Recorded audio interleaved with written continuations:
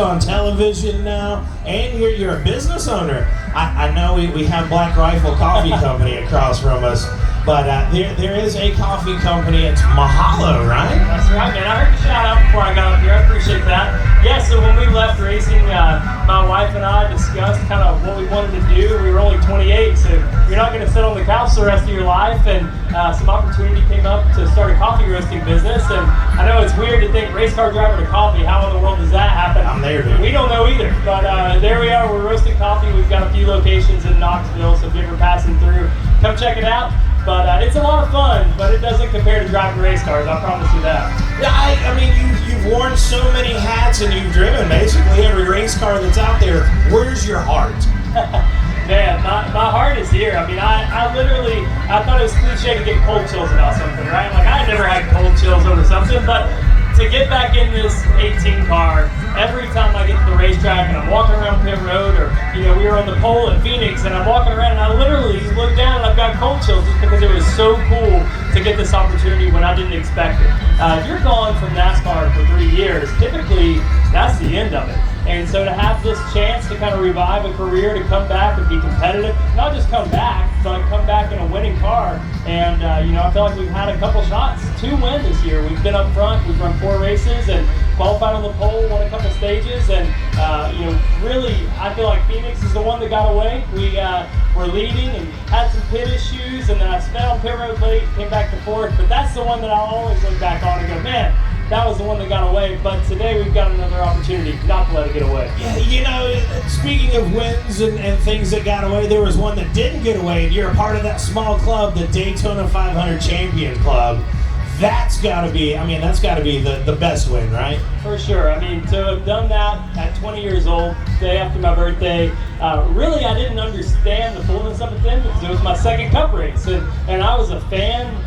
You know, grew up watching NASCAR, but to win that early, it really does spoil you because you didn't have to fight as hard for it and understand, you know, like Dale Earnhardt, 19 tries to get there, first one. So that was different, but man, that'll always be, no matter what, the biggest win that I'll ever have. Where's the ring, man? I'd be walking around showing it there, like, look, I won. Power move. Yeah, where's it at? It's just at home. I don't wear it often. I did that first year for a few months, and then it's pretty big, you know, and you know, you see NFL players wearing theirs, but they're big guys, so it looks normal size on them. On me, it looks like I'm wearing, I don't know, big old, I don't even know what to call it. Just got a big hunk of metal right there. Looks like I got a watch on my finger. There's nothing wrong with that. That's what. Hey man, where'd you get that? It was Daytona 500. That's right. Ricky Bobby all day long. You see that? If you're not last, you're first. Or first, you're last. So what else has been going on? I know you've been doing a lot of TV analyst stuff. Yeah, that's been fun. Kind of living in your world a little bit, talking to people and learning how to ask questions, not just answer questions. So that's unique. But lately, I've gotten to actually commentate a couple races, which was fun. I did the Knoxville, Iowa race last week for the Truck Series, and it's been great being a part of the Fox family, getting to be relevant when I'm not in the car. I'm only racing 8 races this year total. So, you know, with that, and we do have 4 kids, and we've got the coffee shop, and we've got a farm, so there's a lot of irons in the fire. But again, just to be around the sport, the TV side allowed me to do that, and honestly, I've learned a lot. So, you know, if I could go back 4 years and driver coach 28 to 27-year-old me, I'd do a lot of things different. And being an analyst lets you kind of watch that from the outside, pick things apart, and then, you know, I feel like I learned a lot by being in that role. You know, and then on top of that, coming back now to kind of touch on something different, there are a lot more tools now to prepare you to come back. So at California, even though I've been out of the car for a long time, we went out and won the first stage, and that, a lot of that is thanks to data that we have now, the simulators that we have now. There's just a ton of tools that we didn't used to have that really help you guys to speak quick. So it's funny that you mentioned that. You are most definitely a subject matter expert when it comes to driving and being a driver's coach and things like that. And we were talking to a guy out here yesterday. He's like, I saw him out there.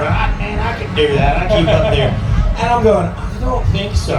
I don't think they're going to allow you with a Budweiser in the car. Certainly not with that. So what makes a good driver? What does it take to be a good driver? Yeah, that's a tricky question because there's a lot of components. And number one is creating the opportunity. So being able to go out and be a salesperson, get sponsorship, come back, do that. So that's number one, is being able to sell a sponsorship, millions of dollars worth of sponsorship on a car.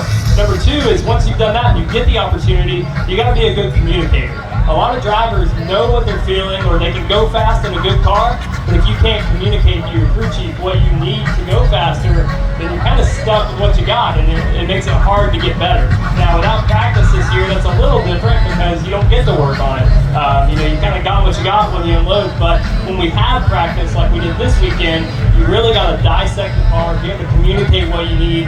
And then number three is just understanding how to get it done, like how to be good on restarts, how to move the air around, really how to take advantage of a short run car or a long run car. And that's what's been fun for me coming back to the Xfinity Series. There are a lot of young guys in the series that are really good, but when you've raced at the cup level for so long and you learn things that you don't get to learn at the Xfinity level. The races aren't long enough to get to do some of the things, and the competition level. I mean, you see it every time you have an Xfinity Series champion moves the Cup and they struggle for a little while. It's just because the level of competition is unbelievable in the Cup Series. I mean, you seem to see the tiers of how, when people progress from ARCA to Truck Series, and then there seems to be a huge jump up to Xfinity, and then another huge jump. Yeah, that's right. I mean, and